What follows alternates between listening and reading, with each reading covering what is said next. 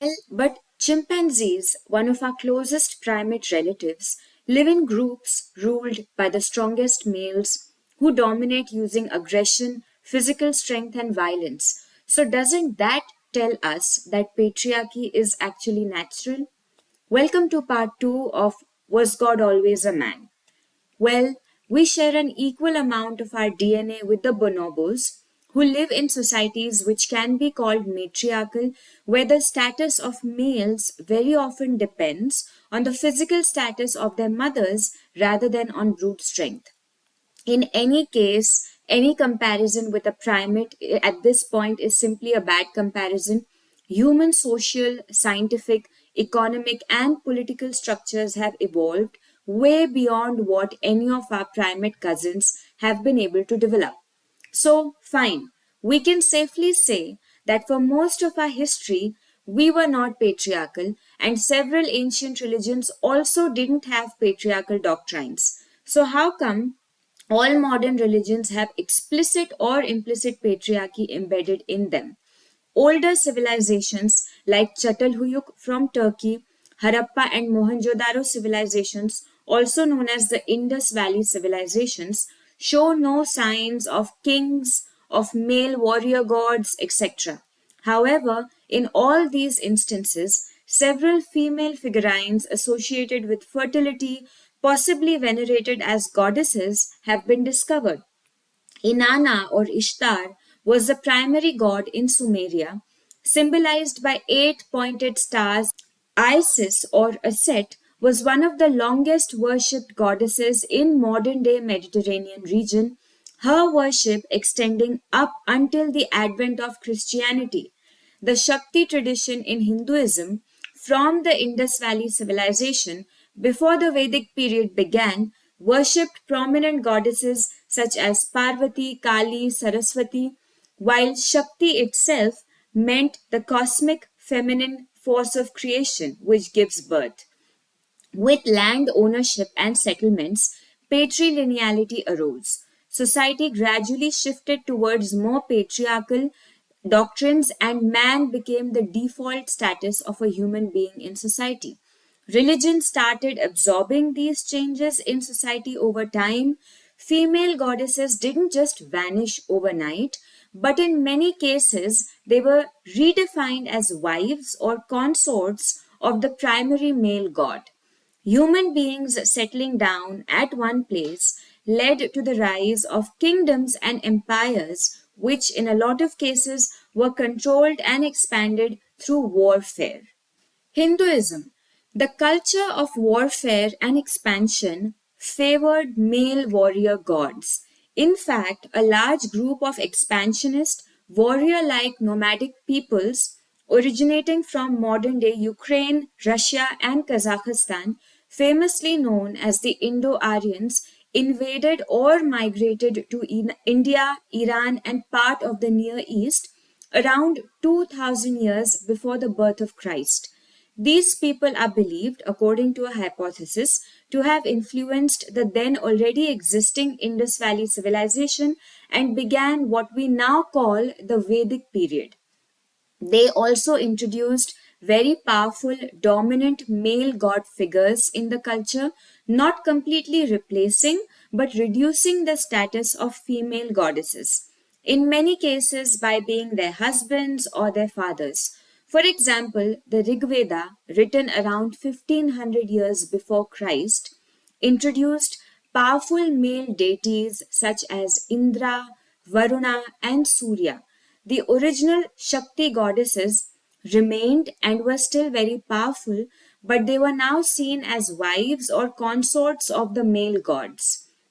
Very similar stories can be found in civilizations such as Greece, Mesopotamia, and even Norse and Celtic cultures around the same period, where powerful warrior like male gods emerged and in many ways became more prominent than the female goddesses. Around 200 years before Christ, a text like Manusmriti emerged in Hinduism, declaring that women must obey their fathers, husbands, and sons, amongst several others, some much more offensive things about the status of women according to the divine law.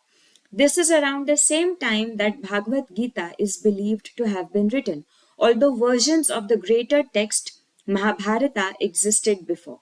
Bhagavad Gita has been the most egalitarian religious text I have come across. While Brahmanical patriarchy believed that women could not attain liberation, Krishna in Gita says that anybody could become one with God and everyone was equal in the eyes of God. However, even Gita could not remain completely untainted by the patriarchy of the times. The line goes like this: those who take refuge in me, though they be of lower birth, women, Vaishyas, and Shudras, can attain the supreme destination.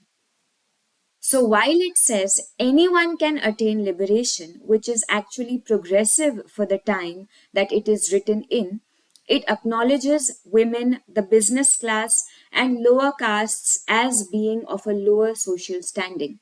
There is controversy amongst scholars as to whether these lines were originally part of the Gita or they were later added to reflect the social conditioning of the times. Judaism and Christianity. Let's take now the examples of Abrahamic religions. Archaeological evidence suggests that Asherah, Yahweh's wife, was worshipped alongside Yahweh and was a major fertility goddess until Yahweh was announced as the sole deity. The exile from Babylonia in 597 BC accelerated the process for early Jews to codify a set of uniform beliefs. Several laws were rewritten over time, reserving priesthood only for certain men with certain lineages. Laws of purity and menstruation were put in place that we see in several cultures across the world today. Early Christianity is believed to be primarily egalitarian, with women participating in the ministry of Christ even. Subsequent saints and alignment of Christianity with the Roman Empire is believed to have standardized and set in the already existing patriarchy, banning female priests, excluding women from leadership, reducing women's role to motherhood, chastity, and obedience. In fact, Jesus is believed to have directly spoken to and addressed women, which was almost unheard of at that time for religious or spiritual leaders. Islam. Now, here we are talking about the 7th century CE, and human society is believed to have gradually become patriarchal starting 10,000 years ago.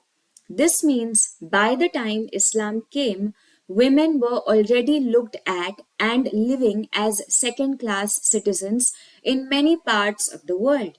Islam came at a time in Arabia where slavery was widespread and accepted. Wealthy tribal men kept multiple women as sexual slaves or concubines, often captured through warfare or raids. Women are believed to have had practically no rights and they could be bought, sold, and even inherited after the death of their guardian males. This is known as the Jahiliya period, although there is a controversy about it being an exaggerated narrative by pro Islamists. However, what is true is that women were given the right to own property and the right to divorce in the Holy Quran, and female infanticide, which was a common practice in pre Islamic Arabia, was banned. Slavery, a practice also highly common in pre Islamic Arabia, was highly discouraged, though not outright banned, and freeing slaves was declared as a highly virtuous act that would lead to the atonement of past sins. In Hadith Bukhari, rules were written down forbidding the masters from overworking or physically abusing their slaves, feeding and clothing them like the master themselves, and if the slaves were harmed, they had to be set free. Only prisoners of war could be enslaved, and free Muslims could not be treated as slaves. In the same hadith, it was also said that women could not be forced into marriage. The meher or dowry now belonged to the new bride and not the husband or the in laws. Women could no longer be inherited. Did the Holy Quran ever say that men and women were equal? No, and not exactly. It has verses, though, signaling spiritual equality of all human beings. Does it also have verses affirming men's higher social status over family, society, and women? Yes.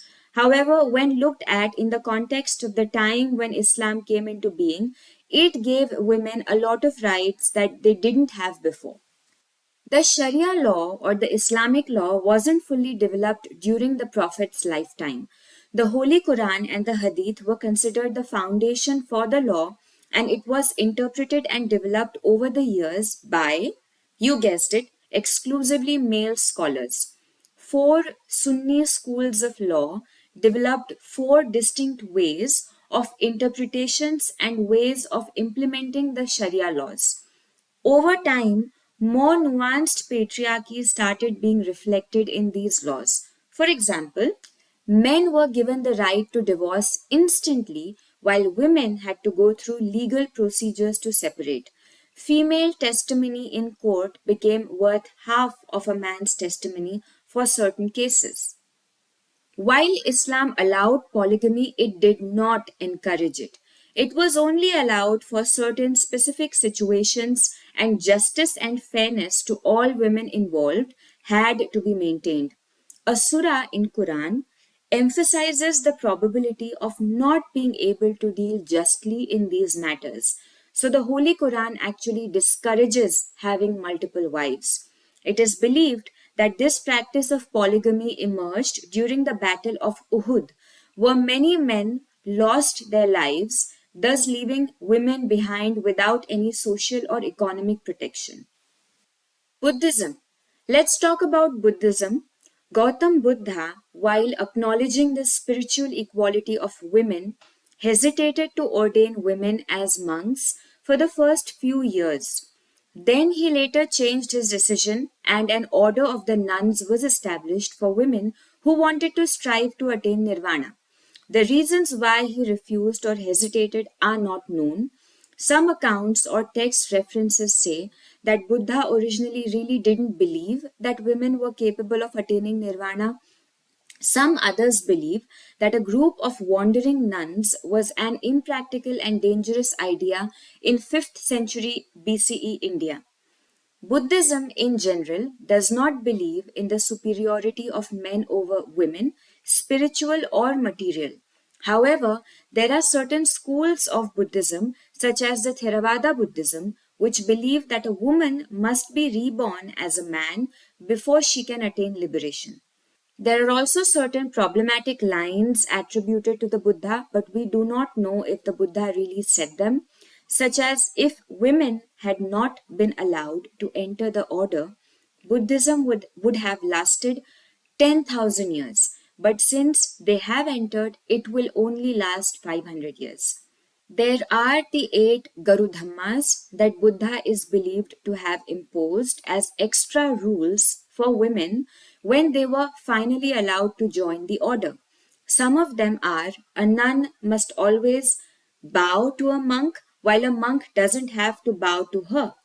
A nun cannot scold or correct a monk, while a monk can correct a nun, etc.